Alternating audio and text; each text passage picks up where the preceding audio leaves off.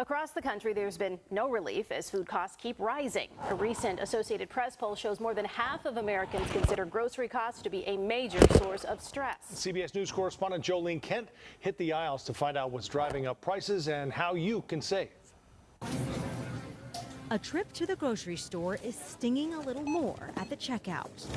$16.99 for one pack of pecans. It's insane. Yeah, it's bad. I can't believe how much some of this stuff costs, actually. Overall, grocery prices have continued their upward march, rising nearly 3% compared to last year. Food prices went up by 0.5% from July to August. That's the fastest monthly increase since fall of 2022. It was driven in part by commonly imported groceries. Tariffs have a huge impact on grocery prices. Food industry analyst Phil Lempert is known as the supermarket guru. Why are we seeing these increases? Number one is climate change. We can't grow our food where we used to grow it. Now it's had to move to Central and Latin America. Number two is a labor shortage. And then third is our tariffs. Among the biggest price jumps, coffee up more than 20% compared to a year ago. We got 50% tariffs on coffee from Brazil, and we import about 35% of our coffee beans unroasted from Brazil. Coffee's going to get more expensive. Grocery prices, they've really been soaring since the pandemic. Family finance expert Andrea Warrock says the biggest savings start right in your kitchen. The number one thing that you can do right now is to create a meal plan. Warrock says that cuts down on waste and keeps credit cards in check. Other tips to shop smart: stick to your grocery list. Compare prices at multiple stores. Choose store brands, which can often be 20 to 30% cheaper. And consider buying and cooking in bulk. Don't waste food. Take doggy bags from restaurants. Use leftovers. Freeze leftovers. And use those coupons and frequent shopper cards to stack up the savings. Jolene Kent, CBS News, Los Angeles. Experts say to keep an eye out for shrinkflation as well. That's when companies put less in the package and either keep prices the same or slightly increase them. Church's new bone-in wings are gonna blow you away. Get Church's wings starting at $5.99. Well, Kentucky's use of shopping data to disqualify SNAP recipients is under scrutiny. SNAP, commonly called food stamps. This comes after a review of records obtained by Kentucky Public Radio. The state's Cabinet for Health and Family Services is accused of using shopping patterns to prove a SNAP recipient sold their benefits. Records show there were fewer than 100 disqualifications of benefits back in 2015, but that number jumped to more than 1,800 in 2023. Some people who were disqualified over their spending patterns have sued the state. Legal experts argued transactional data is meant to be used as a tool to identify potential fraud, not prove it. A spokesperson for the cabinet says it also looks at income and living situations. Now, this all comes as the USDA has announced it will stop collecting and releasing statistics on food insecurity after next month. Meanwhile, funding for federal food programs has been slashed. New tonight, it is no secret. Many of you are talking about the cost of groceries going up, and it's not just in your head. And no, the latest consumer price index shows grocery costs have jumped again. In fact, it's the biggest increase we have seen since 2022. And so just how much more are you paying compared to this time last year? Our Matt Gregory breaks it down and tracks the reasons why. It doesn't matter where you shop these days, it seems like grocery store prices are going up. How are your grocery bills looking these days? Very expensive, actually. Yeah, like before you can put like groceries in the trunk. Now you just put everything in the passenger side. It just costs so much. Depends on the area. Absolutely ridiculous. I think I just saw it was 2 juices for $9, which sounds absurd. So how much have prices gone up?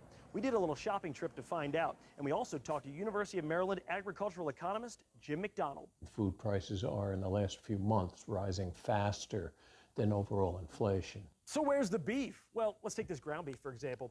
This year, it's $7.67, but a year ago, this would have cost $6.77. Why the change? Well, McDonald says it's because of ranchers thinning their herds. We're producing much less beef than we were several years ago because the herd is much lower.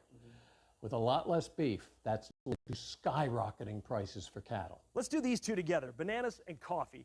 These bananas, $1.50, but last year, this same set of bananas would have cost $1.38. This coffee, it's up 40% year over year. Now it's $8.09. Why the big change? Well, that's because the majority of these products are imported. There are a variety of reasons, but tariffs play an important role. Now this one's interesting. This tomato was $2.02, but a year ago, it would have actually cost more, $2.09. So while the tomato price has been going down, McDonald's says he actually expects tomatoes and berries to skyrocket soon for two reasons. One is for import tariffs, the other one, immigration enforcement. If we actually deport substantial fractions of those people, and we already have, we will continue to get sharp increases in prices for fresh fruits and vegetables. And now we come to the chicken, $6.49 for this pound and a half of chicken. But a year ago, it would have been $6.21. Now, interestingly enough, McDonald's says he actually expects the price of chicken to start to go down soon for one big reason. The price of poultry feed has started to go down. So when we added up all these items, our total price at checkout came to $26.67. That's without tax. But if we did this same shop a year ago, this would have cost us $22.85. So we asked McDonald, what can we expect at the checkout over the next few months? I think that the impact of the tariffs will become more important and bite more, and the same thing with deportations. In Washington, D.C., Matt Gregory, WUSA 9.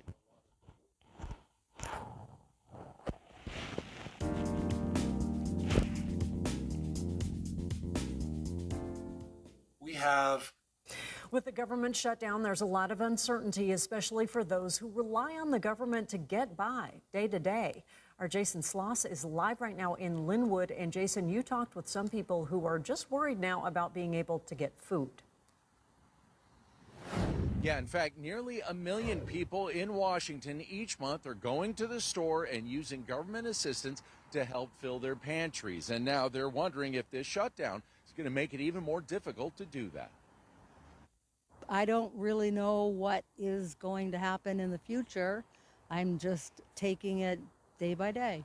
This woman, who wished to remain anonymous, says she receives about $300 in monthly food benefits from the State Department of Social and Health Services. She says she frets over how the government shutdown could impact her. All of a sudden, you didn't have that monthly payment. That would be trouble for you. Yeah, it would change a lot because I'm not able to work right now because of the medical issues, so it would not be good. According to Social and Health Services, more than 520,000 households each month receive food benefits such as SNAP. The department says despite the shutdown, October food and cash benefits will still go to recipients. Another woman we talked with says she has to carefully manage her monthly food benefit. Honestly, I wouldn't know how to eat some nights, to be honest with you. And I know it would affect a whole bunch of other people as well. Yeah. While Social and Health Services says benefits will continue for this month, they add that they are analyzing potential future impacts and will keep people updated. Live in Linwood, Jason Sloss, Cairo 7 News.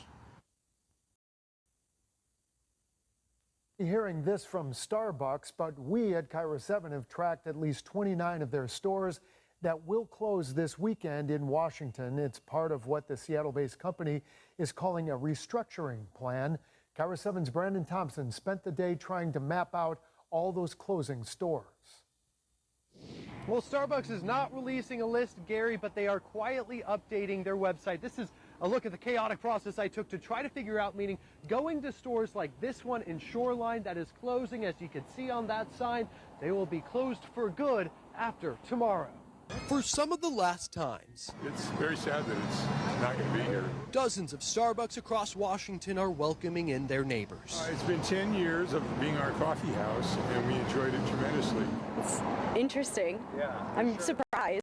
For Amy and Trixie, She usually tries to drag me in there for a pup cup. they're rarely alone at the Ballard store. I think it's usually pretty busy in there when I go in. That's one of 29 stores we counted closing across Washington. Starbucks has not publicly said which stores are closing, but people saying their employees are taking to Reddit. They actually created this spreadsheet they say are stores they've been told are closing. When you check the map on the Starbucks website, it shows many of those stores are closed, but others say that they're still open next week.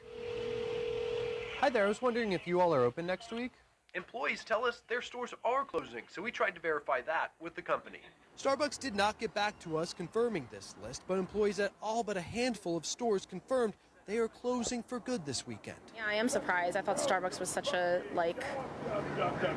big thing here. Even though Alan has been to this store for years, The safety issues were an aggravation. he thinks the closure could be about more than just performance. I've observed people coming out of the restrooms. Clearly, they've shot up and they sit in here and nod off. They abuse the staff. Workers would not talk to us today, but their customers hope they will be taken care of. It's always been very positive. Everyone's very nice and polite and sweet and easy. I liked it because of the staff, right? And they're very efficient, all very lovely people. So I'm going to miss the people. We have friends there. Starbucks hasn't said how many of its in-store employees will be laid off, but said 900 corporate employees. Meanwhile, Starbucks' stricter return to office policy begins on Monday. Workers who still have their jobs will have to go back in person 4 days a week. Until now, it was 3. And going in depth here on Starbucks stock, it has been struggling over the past